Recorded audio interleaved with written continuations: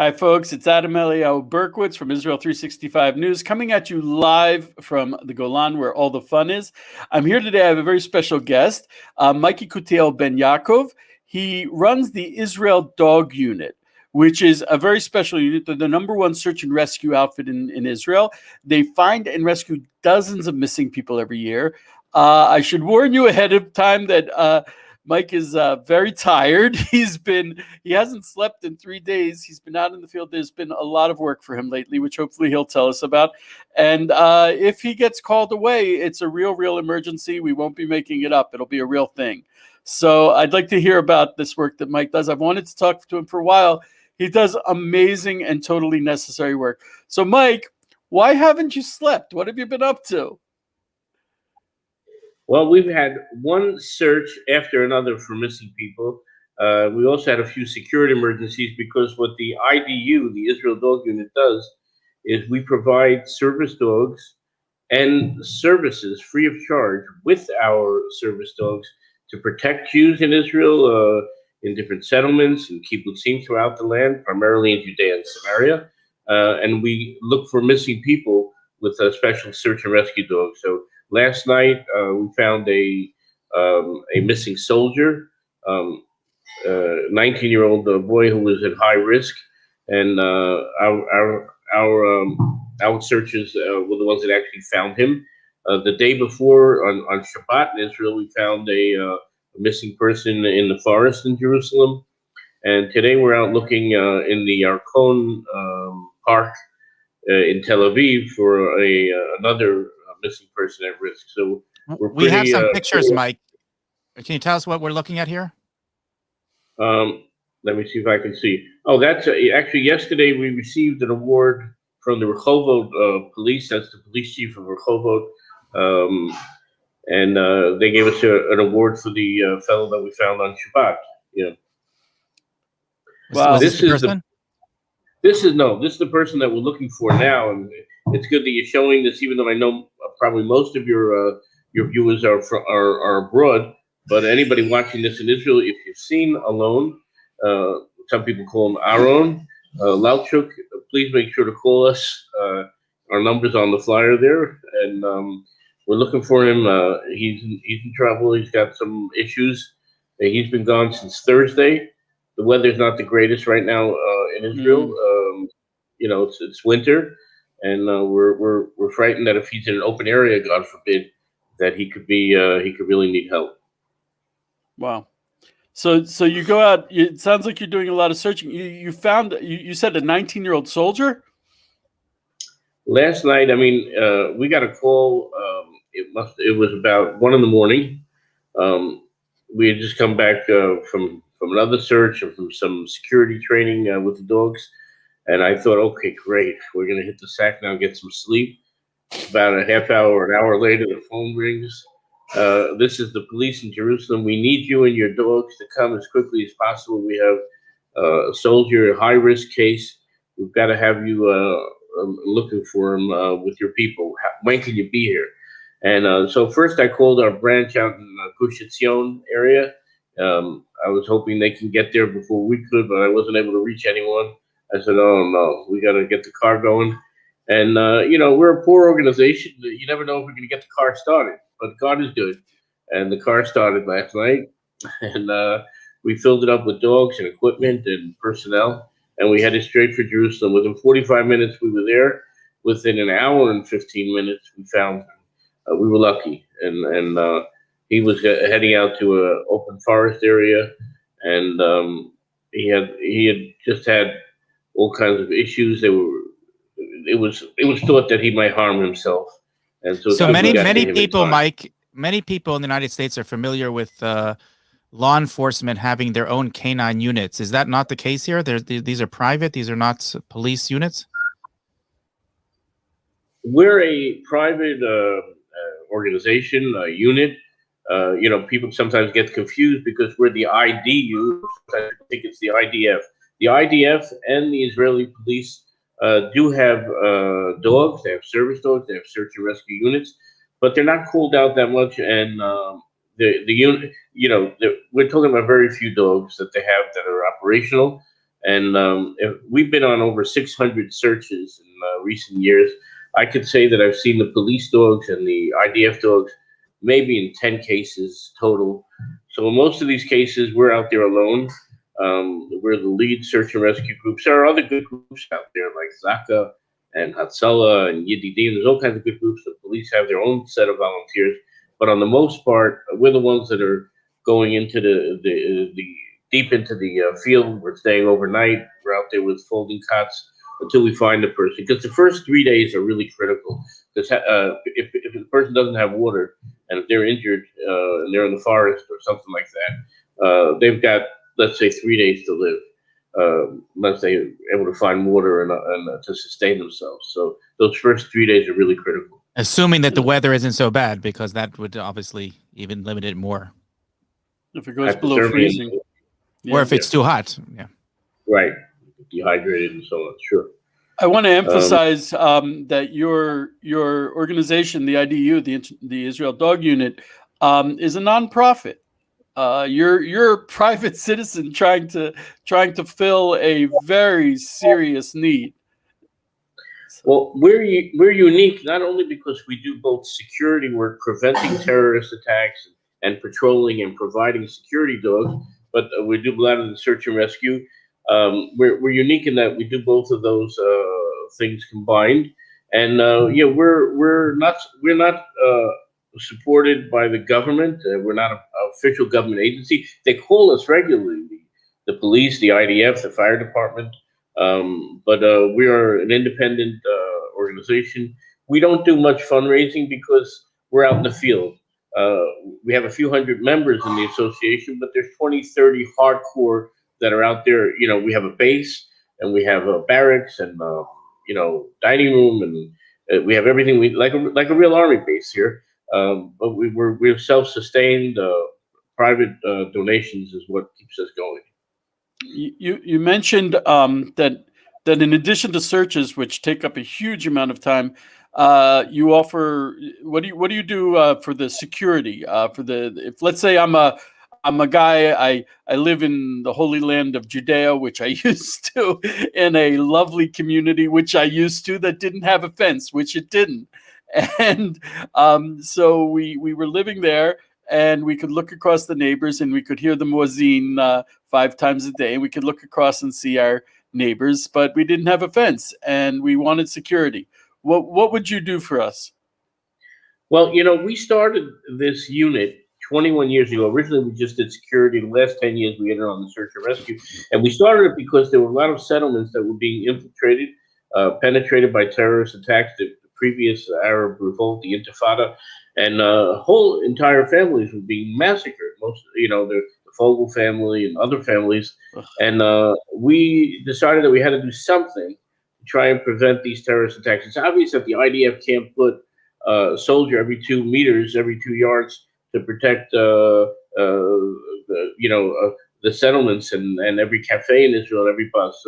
So what we did was we brought volunteers to Israel from abroad, as well as Israeli volunteers, and we started to patrol in these settlements with dogs, because everybody knows dogs can complement any security system. There's nothing better than a dog to detect terrorist attacks and also to deter, because the Muslims are they the same dogs, Mike? Is a guard dog the same as a rescue dog? It could be, but we don't like to use dual dogs because we don't want to have an accident. When you're looking for, a 3-year-old kid that's missing in the forest, we don't want to have an attack dog find him, even though they can have the same search skills. But the ending is different when you're catching a terrorist and when you're finding a missing Alzheimer's patient or a child that's missing in the woods.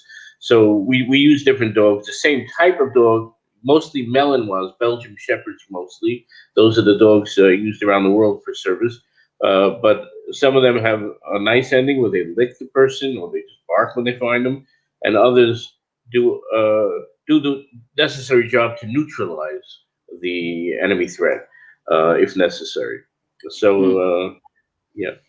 If it wasn't for those security dogs, a lot of communities would be very hard pressed to exist.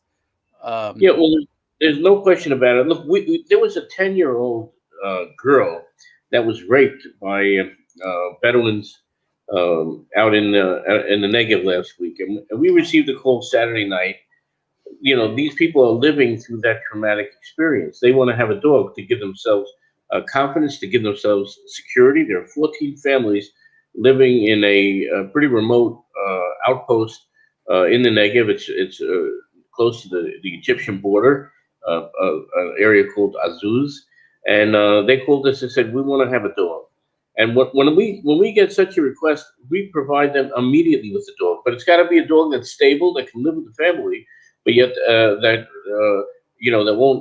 they'll be able to get along with, and that will be a member of the family in the house. But on the other hand, that will provide security. If somebody, God forbid, tries to break into that house, this dog will know what to do to protect them.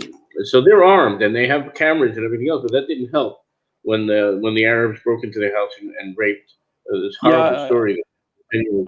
I want to emphasize. I want to emphasize this is not even like a person who has a business and they keep a dog. We're talking real life and death, where these are communities that are being threatened by the most horrible type of human being that walks the planet. And I'm not being racist. I'm just saying anyone who is willing to, and we've heard horrifying stories of what happens when someone does infiltrate, and dogs are just really even better than regular solutions. Dogs can do things that technology can't. Yeah, here we go. So what do you do? Dogs are. Do you train the dogs? Do you what exactly do you provide the dogs? Train the dogs? I imagine the people also need training. We breed the dogs, we train the dogs, we provide these dogs to security personnel on settlements, and also to families like this family that had this horrible incident, to offer security for people that are in vulnerable spots. They're out, they're pioneers, they're conquering the land, they're liberating the land, but they need extra security, and obviously they're not finding all of the security that they need with the police or the army. And as good as the police or army could possibly be, they can't be everywhere at the same time. So if we can make our little contribution and protect 10 families here and another town there, and prevent a terrorist attack here and catch a terrorist there. And thank God we've caught many terrorists over the years. We've protected many people and prevented many terrorist attacks. So that's something that we're very proud to do. We ourselves engage in patrolling when there's an emergency, and we're able to get there quick enough. But more importantly, is we provide dogs. We provided over 400 dogs in the last 21 years for these people. And they're not just guard dogs. These are dogs that are partners. They are patrol dogs. They are dogs that can respond. They live together with the family or with the security personnel, and they respond to emergencies or prevent the emergencies from happening in the first place. Wow. So how many dogs do you have for search, and how many dogs have you said you've put out 400 dogs for security? Is for security? Yeah, at any given time we have approximately 70 dogs that are training, that are active in training. There are many older dogs that have been dispatched. We had a dog that we dispatched to Hebron, that's in the over the Kasbah, in the Avram Avinu community. There was the doctor of Hebron had a dog for 12 years, and the Arabs never bothered him. The second his dog died, he was subject to Arab attacks. They tried to break into his home 4 times. The last time, they were actually entering his kitchen, which is above the Arab marketplace in Hebron. And the guy called us up and he said, "Listen, we need a dog. Can you get us a dog?" I gave him my personal dog, Aisha. I gave him my dog. I said, "I'm coming down there right now." He said, "Well, you don't have to come down there right now." I said, "No, I'm coming now, because if you're in danger." We've had cases where people asked us for dogs, and we got there too late. We got there a day later or 2 days later, and the person had already been killed. That was the case with Nati Ozeri. Thursday night, he appealed to us to give him a dog. I said, "Call me Saturday night after Shabbat." And I turned on the radio Saturday night, and he was murdered. He knew that he was being looked at. He felt the danger. And so we take it very seriously when a private person or when a community asks us for a service dog. We don't charge any money. Of course, if they've got money to help cover the expenses, that's great. But that will never be the obstacle. And in most cases, these towns, they're struggling to survive, and these people are struggling to survive. They're working in agriculture from the morning to the evening. They can't go out at night and stay up all night, guard their flock or guard their fields. And the agricultural terror throughout Israel is Yeah. really obscene. And there's We had millions and we dollars had of a, damage. we had a honey company, a woman that was making honey, and they stole all her hives, which are out in the field, and then they came back a couple weeks later, broke into her factory and stole everything, all of her honey, which honey is, it takes a year to produce. The agriculture, I used to live in Gush Etzion, burning down orchards. Orchards take so long to grow. It's really, the agricultural is so hard, and cameras don't cut it. Dogs do. That's the difference. Someone, Asina, God bless you, Sina Trover. She said, "Can you send your address that we could at least help for dog food? Maybe some squeaky toys, maybe some dog biscuits." You go to this, if you go to this website, IsraelDogUnit.com. Not only will you be able to help out, which is hugely important, but you'll also be able to see actually what they do, which when you see it, it's much more. I just also want to point out, we saw a lot of pictures of very pretty, nice dogs being comfortable with people. When I lived in Gush Etzion, I got a dog, and my wife was like, "I don't get it. We have a sweet little dog, but why does this help us?" And once you see a dog, when their owner is threatened, it becomes a totally different animal. You have this cute little dog that's in the home, and then the home gets threatened, and that dog turns into a killing machine that will protect its family at all costs. And that's why these dogs are so important. They save lives, absolutely save lives. They save lives in search and rescue. They save lives in by protection. And the Arabs do fear the dogs. I know that for a fact. I've spoken to Arabs, and they are terrified of these dogs. Here's a question: Yeah, go ahead. How much does it cost to take a dog through training? And you say you breed them yourselves, but dogs are not free. Well, the process, it doesn't matter whether you buy a dog ready-made from Europe or the States and bring them over. Of course, it's hard for them to acclimate. It's always better to start from puppy age up until about a year and a half when they're fully ready for service. And that whole process costs about $10,000. But, Whoa. $10,000 per dog, that may save many lives. Like this dog in Hebron that I'm talking about, Aisha, she prevented at least one terrorist attack, and she found 2 missing people. We moved her over from search and rescue to security, and she is doing a wonderful job in Hebron. She actually prevented a terrorist attack there about 6 months ago in Avram Avinu, and in many cases, the Arab terrorists, when they're caught, and they ask them, "Why did you go into that house, or why did you run away?" And they say, "Well, because there was a dog there." We had an incident in Kiryat Arba where we were patrolling with a few dogs, and we caught an Arab terrorist who was trying to sneak into a house and kill the people in there. We were chasing after him with the dog, and he ran straight to the military compound there to hand himself in. And when the secret, when they came back, they said to him, "Why did you hand yourself in?" And he said, "Look at those guys. They got those crazy dogs there. We'd rather be with you than with them." So yeah. They're dogs. We even once tried to raise pigs in Israel. This was a big story about 15 years ago because we said, look, if they're so superstitious, and if the pigs have the ability to sniff out bombs even more than the dogs, so we'll have a tremendous deterrent factor, and it did. Everybody was freaking out here. In the end, we stopped working with them. It was difficult for us, but we'll do whatever it takes to save lives in Israel. We don't just use dogs. We have horses, we have drones, we have jeeps. But our main claim to fame are the dogs, because they're really fantastic. So you're a nonprofit organization, and you say that over the years you've only seen a few times where the official army and police dogs have been sent out. Why is that? Why don't they have their own units that are activated, that are deployed regularly, and why do they have to rely on a nonprofit organization? I'll tell you, you're asking a great question because last week in Israel, everybody was following the story of a woman who had passed over into the border into Syria, and Israel spent a lot of money and a lot of work to get her back. They freed prisoners, and some people say I heard once they're buying vaccines for the Syrians, and they really, so why don't they do that for people that go missing domestically? And that's a really good question. Why is it not taken more seriously?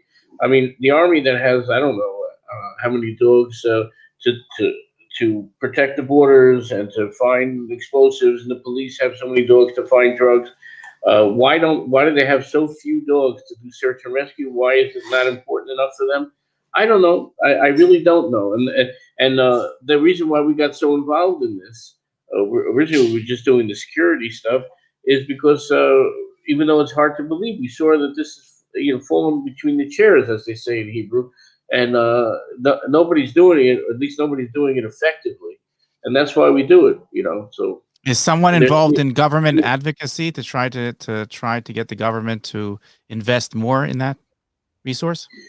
That's another great question, and like I said, we're not the best at raising funds or administrative work or lobbying, even though we have a good cause and we can present that cause and show the need. We're mostly in the field. We're a small unit. We're a poor unit. We're a humble unit.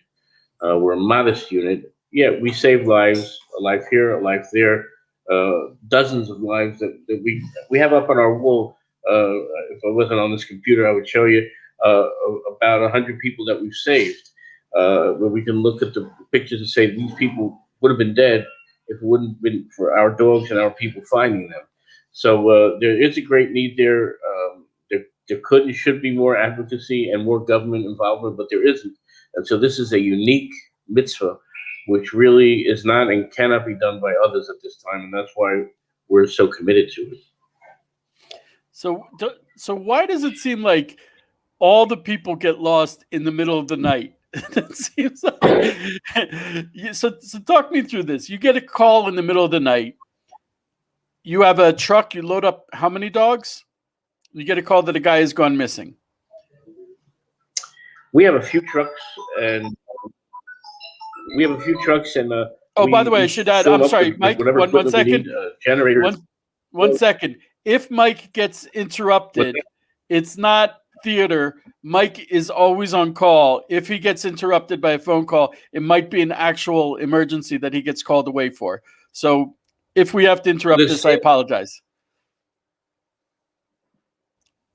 The same phone that we're using as a hotspot here is a phone that is actually the phone where we get the emergency calls. And my phone number, that phone is on all the flyers. The flyer you saw earlier about the current missing person that we're actively looking for. Well, it says on there if anyone's seen him, they should call this number or call the police. People usually call the police first, and they get some switchboard. Hold on, we'll get the investigator, and it can take them an hour to get through to somebody. Then they call our number, and okay, where'd you see him? We send somebody right down there. We're checking cameras. We're moving. So, that's that phone is an emergency hotline. So it could be that somebody just called right now to tell us that they saw the missing person or thought they saw him, but it's someone else here is handling it. So, walk me through a search. You get a call. What's the first thing you do? What's the second thing you do? And how long do you keep searching for? Well, we at any given time we have 10 or 15 people at the ready, sleeping in their boots or awake in our base. So the first thing I do is we send out an emergency message to people on the base. Let's getting ready. Start loading up these dogs onto the vehicles. Let's make sure we have all the equipment, water for the dogs, generator and gasoline and everything we need. Marking tapes. We also have a special application that we use where we can see where everybody has searched, and there's not duplicate work and nothing floats, nothing gets left out. And we're driving to the scene with the dogs, with the equipment, and we start searching. Well, of course, we also have a team that investigates, that speaks to the family, that tries to get as much information as possible. Knowledge is power. and it's much more of a chance to find a person if we know more about their profile, the type of how far they might walk, different types of places they may be looking at. So all this is happening at the same time. And then a distribution network is getting out the flyers online and sometimes on the streets, so that people, if anyone sees them, we can get a clue where to better look for them. So this is all happening simultaneously. We could be in the field nonstop, as I mentioned, for the first 3 days. We're switching each other off and bringing new people down, and sleeping on cots in the field. We also have caravans that we can hitch up to the vehicles. So if it's really bad weather, the dogs, if they need air conditioning, they're not going to die of heat stroke when they're resting, and the people too. Or if it's raining real hard when we're changing shifts, people go back and rest in the caravan because it could be in the middle of the forest, and we have to have the ability to switch off and function. What is your relationship with organizations like Zaka International Search and Rescue and Yekutiel United Hatzalah? We have fantastic relationship with Yekutiel and with Zaka. We with their chiefs of operations, we work with them regularly. As I mentioned, these are holy organizations that do holy work. Not only do they do their life-saving work and their vital work that they do, but they also help in search and rescue. They have their own search and rescue outfits, but we're more equipped to go into the depth of it with their help. Very often they call us in and they say, "Listen, Mike, we need you. We need the dogs. We have this case. The case could be that we never even heard about." Or sometimes they have better relationships with the local precincts, and they hook us up to get the necessary information. So we work together, shoulder to shoulder, and get the job done. But once again, we have the tools to really get into, as they say, into the kishkis, into the depths of the forest or wherever it might be, and to stay it out more than just for a few hours. The Hatzalah, they get a call, they come, they patch the guy up, they bring him to the hospital, they do wonderful work. That's the type of things that they're konanim, that their people know how to do. Staying overnight in the forest. First responders. It's not for everybody. And Zaka does their thing. I think it's wonderful that they contribute also to this area of search and rescue. But we're at the end of the day, we're the ones carrying the stretcher out of the forest. And to the Hatzalah guys that are waiting over there. What are the geographic borders that you work in? Do you work in first of all, do you work only in Israel or outside of Israel? And if you work only in Israel, are you working from Eilat to the Golan, or you're working only in specific areas? We're working from Eilat to the Golan, to Kiryat Shmona. We're a national organization. In that sense, it's also unique. We have cases all over the country, and so far we've never had to say no to anyone. Any given day, we usually have at least 1 or 2 cases that we're handling, and thank God we've had.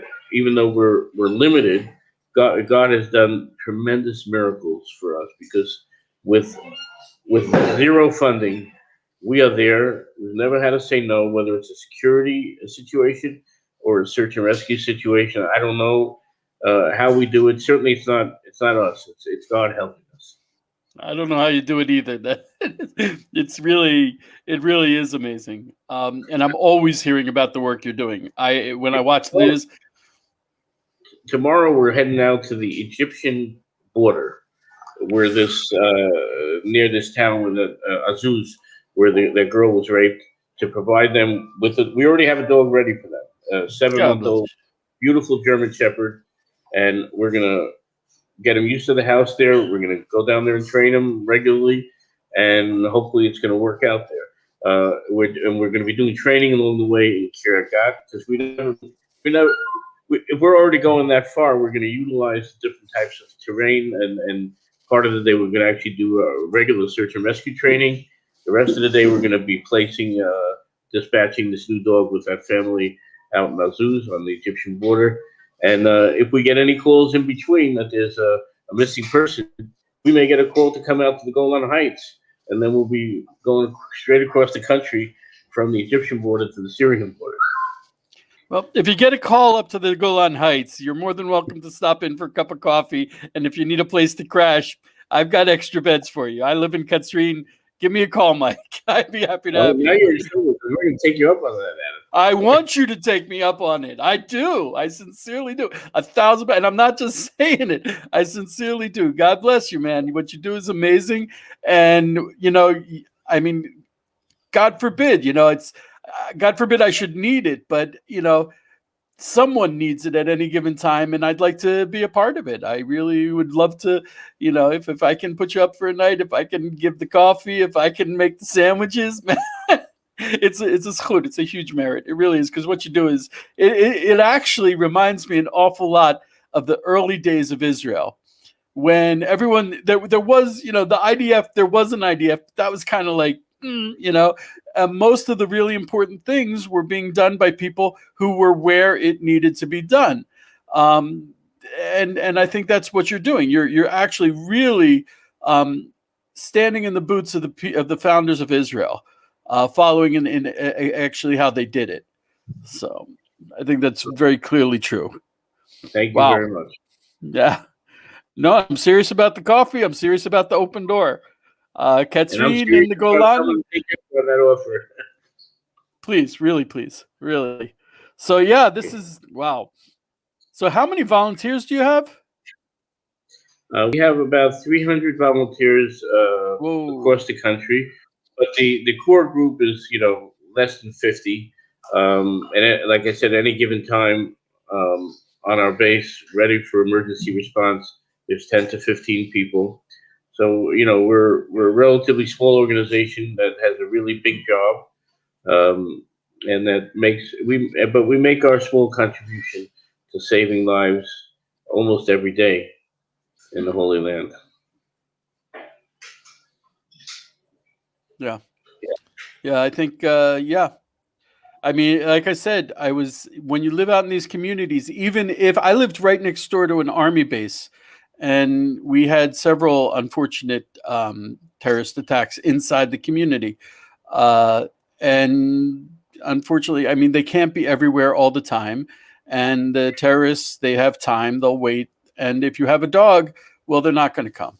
And that's really the big aspect. It increases your chance of survival 1,000 times more, 1,000%. Absolutely. Dogs are dogs. They're in the end, it's up to God, but we have to do our share. And certainly, there's no better tool to complement any security apparatus than a dog, whether it's to alert people, to deter, or to actually help neutralize. This is a biological weapon. God created the world in such a way, and He created dogs that they have the ability to do things that we can't. They can sniff, and they can do what they know how to do. And we just need to know how to harness it properly, how to train them properly, and how to properly use them and maintain them to protect lives. I heard once someone said the word for dog in Hebrew is kelev, and kelev actually means kitlev, like the heart. A dog is they were the friends of man. They were allies for so long because their heart, their nature is so compatible with ours. So I think it's definitely and Kalev was. He was one of the spies, one of the ones who made it into Israel. So yeah, no question about it. So, Yekutiel, I don't want to keep you too long. I could talk to you for days. I want you to stop by my house when you're up in the Golan. I'm sorry. We were out in Katsrin last week. We were looking for a missing person in the Zavitan Valley, a guy that went missing actually a few years ago, but from time to time, the police renewed the search, hoping to recover the body or body parts, bring him to burial. And they called us out, and it's kind of strange. Here we are coming from the Shomorn, or to the Golan Heights. You would think the police would call their own unit or whatever, but we're more than happy to go. We went down there with about 10 or 15 people to help continue to search some relevant places there. Unfortunately, still no success recovering anything. It's sometimes very frustrating, but it's worth the effort. I don't want to keep you too long because you've been out 3 nights in a row. You need your sleep, you need your rest, and who knows, 5 minutes after we get off the phone, you might get another call. You have any more questions for our dear friend Josh? Well, someone is asking from Facebook if you put up signage on homes to alert people that a trained dog is in the home to discourage intruders. Oh, absolutely, and we also train the dogs to kind of patrol inside the house. So if anyone comes near the house, the dogs already start barking, and they're at the ready.